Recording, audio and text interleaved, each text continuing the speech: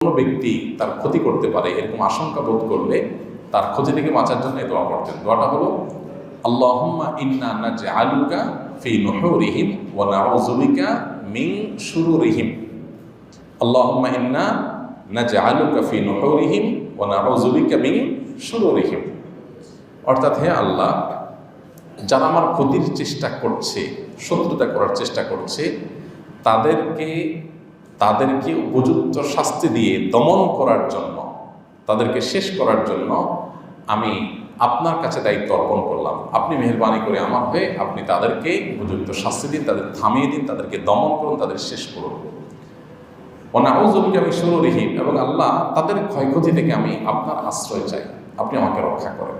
নবী করিম সাল্লাল্লাহু আলাইহি ওয়াসাল্লামের এই দোয়াটা খুবই অর্থবহ একটা দোয়া। এই জন্য জীবনে কখনো কোনো শত্রু আমাদের নবী সাল্লাল্লাহু আলাইহি ওয়াসাল্লামের কোনো ক্ষতি করতে পারেনি।